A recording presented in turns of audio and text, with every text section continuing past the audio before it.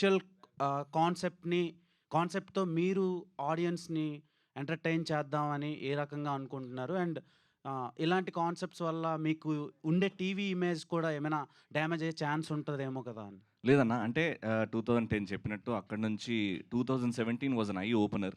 Cinema కొంచెం జాగ్రత్తగా చేయాలి. It is not everyone's cup of tea అన్నట్టు అర్థం చేసుకున్న బిజినెస్. దాని తర్వాత I wanted to be a big fish in a small pond. అలానే ఉందాం, టీవీ ఉంది కదా మనకి, అదే చేసుకుంటూ పోదాం. అది మనకు నచ్చిన పని, వచ్చిన పని కాబట్టి అది. సో యాక్టర్ అవుదాము అన్నప్పుడు ఆఫీసెస్కి వెళ్ళా, డైరెక్టర్స్ని కలిసా, పెద్ద పెద్ద డైరెక్టర్స్ని కలిసా. సార్ నాకు ఒక అవకాశం ఇవ్వండి, I want to prove my self as an actor. ఇక్కడికి వచ్చినప్పుడు ఆ గూగుల్ సెర్చ్ ఆగింది సార్ ఒక్క సెకండ్. ఎందుకంటే కథ చెప్పినప్పుడు I can show my intensity.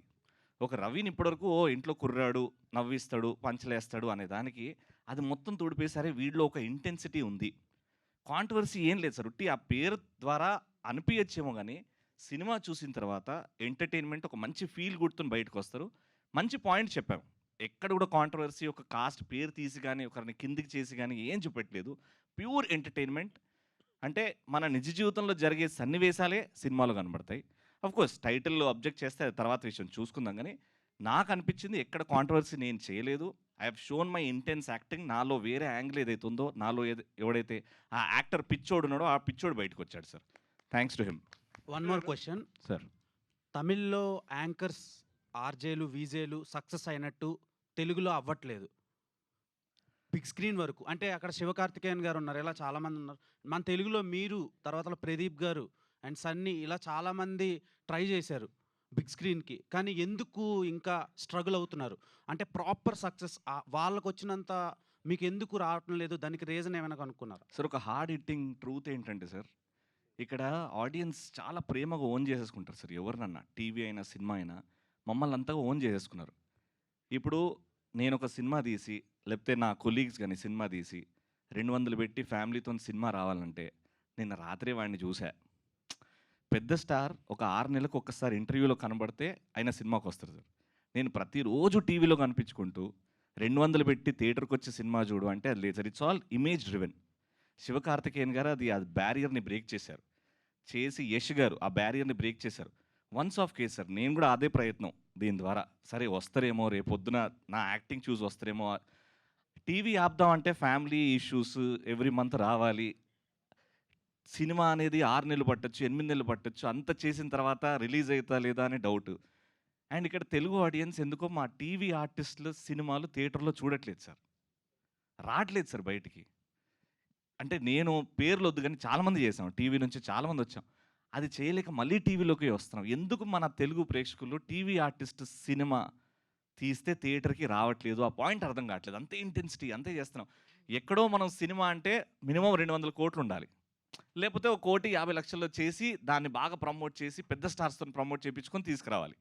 మధ్యలో మీడియోకర్ 5 కోట్ల 6 కోట్ల సినిమా అంటే ఇది ఓటీటీలో వస్తుందిలే అని ఒక ఇది పాయింట్ వచ్చేసింది. అది ఆ ఫార్ములా అర్థం కావట్లేదు. దాన్ని బ్రేక్ ఎలా చేయాలనో అర్థం కావట్లేదు. సెలక్షన్ ఆఫ్ వస్తున్నారు స్టోరీస్. థియేటర్ బయటకు వచ్చి ఏడుస్తున్నారు కానీ మీరు ఎంపిక చేసుకునే కథలు కావచ్చు, అవి రాంగ్ అనుకుంటా. వాళ్ళని మెప్పించలేకపోవడానికి కారణం అదే అనుకుంటా. అంటే సార్ అది రావట్లేదు, అది కూడా ఉండదు చూడట్లేదు సార్. అనే అభిప్రాయం కాదు. అంటే మీరు నా వరకు ఎంచుకునే కథలు రాంగ్ అయి ఉంటాయి కదా! వాళ్ళని మెప్పించలేకపోవచ్చు కదా! సార్, నా వరకు నేను నా టీవీలో ఉన్న కొలీగ్స్ ఆర్టిస్ట్ కానివ్వండి, యాంకర్స్ కానివ్వండి, ఒక డైరెక్టర్తో ట్రావెల్ చేస్తాం. ఒక 3 మంత్స్ ట్రావెల్ చేసి రాసుకుంటాం. ఒక ప్రొడ్యూసర్ ఇంతే పెడతా అంటాడు. మనం అంతే బడ్జెట్లో ఈ అనుకున్న స్టోరీకి న్యాయం చేయాలి. అన్నీ అనుకుంటాం కరెక్టే ఉంది, కరెక్టే. ఎక్కడో ఎగ్జిక్యూషన్లో ఇది పోతుంది. అండ్ తెలుగు ఆడియన్స్, మన ఆడియన్స్ ఏంటంటే కొంచెం గ్రాండియర్ ఎక్స్పెక్ట్ చేస్తాను. నేను డబ్బులు పెట్టానంటే ఖచ్చితంగా ఎక్స్పెక్ట్ చేస్తాను అని వస్తారు. ఎక్కడ నా ఎక్స్పెక్టేషన్స్ ఒక పాయింట్ తగ్గినా అబ్బా పోయిందిరా అనే ఆ టాక్ వచ్చేస్తుంది సార్. ఇంకా అంటే 100% ఇస్తున్నాం మేమైతే. ఏదో ఏదో ఒక శుక్రవారం మాకంటూ ఒక రోజు ఉంటుంది. ఆ రోజు జనాలు వస్తారు. ఆ రోజున ఒక వారం రోజులు సినిమా నడుస్తుంది. పెద్ద డైరెక్టర్ చూస్తాడు, వీళ్ళు యాక్టర్ ఉన్నాడు అని పిలుచుకుంటాడు. అక్కడి నుంచి జర్నీ స్టార్ట్ చేయొచ్చు అన్న నమ్మకంతో ఇంకా ప్రయత్నిస్తూనే ఉన్నాం సార్. అంతే. వరుణ్ సందేశ్ గారు, వరుణ్ గారు, వరుణ్ గారు మీరు ఇందులో ఎయిర్‌గా అంటే గాలికి సంబంధించి, వాయువుకి సంబంధించిన ఒక గ్లింప్స్‌లా కనబడుతుంది. సో, ఈ సినిమా అంటే చాలామంది ఒక యాక్టర్స్ అంటే బ్యాక్‌గ్రౌండ్ ఏంటి? సో వాళ్ళేంటి? ఏ క్యాస్ట్ అనేది కూడా లెక్కలేసుకునేటువంటి ప్రపంచంలో మన ఇండస్ట్రీలో కొంతమంది అభిప్రాయం ఉంది.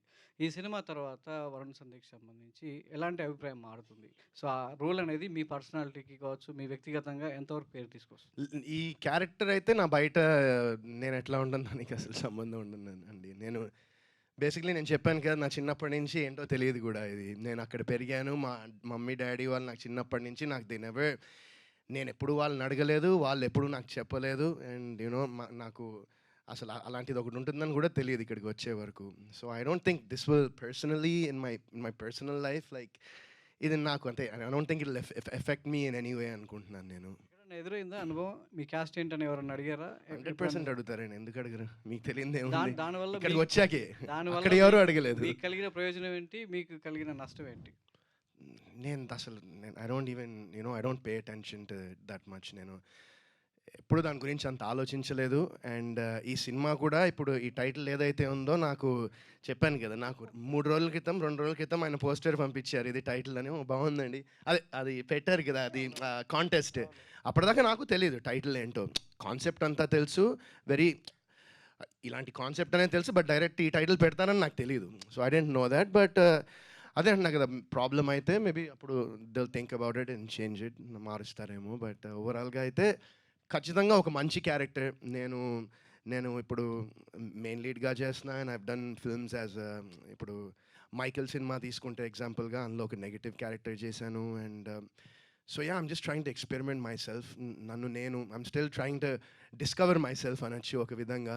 అండ్ ఖచ్చితంగా ఈ క్యారెక్టర్, ఈ పాత్ర అనేది ఇందాక రాజేష్ భాయ్ అన్నట్టు ఐఎమ్ షూర్ ఆయన ఎలా అయితే ఫీల్ అయ్యారో ఆపోజిట్గా నేను యాక్ట్ చేస్తున్నప్పుడు, జనాలు కూడా, ప్రేక్షకులు కూడా అలా ఫీల్ అయ్యారంటే దట్స్ నాకు అది చాలా పెద్ద సక్సెస్గా నేను. డైరెక్టర్ గారు, సిటీలో ఇల్లు అద్దెకి ఇవ్వాలంటేనే మీరేమిట్లు అనే క్వశ్చన్ వస్తుంది. సో అవును. అలాంటిది Hmm. సో ఇలాంటి సెన్సిటివ్ మ్యాటర్ని స్క్రీన్ మీద చూసేటప్పుడు థియేటర్లో ఉన్నటువంటి ఆడియన్స్ ఆలోచన ఏ విధంగా మారుస్తుంది? మీరు అన్నట్టు ఒక సినిమా అనేది సామాజిక దృక్పథంతో కొంత ఆలోచించి ఉండాలి. ఇలాంటి కథలు, ఇలాంటి అంశాలకు వారీగా థియేటర్లో కొన్ని రకరకాల ఆడియన్స్ కూర్చుంటారు. వాళ్ళ ఆలోచన విధానాన్ని ఏ విధంగా మారుస్తుంది? ఆ లక్ష్యంతోనే మీరు ఈ సినిమా తీశారా?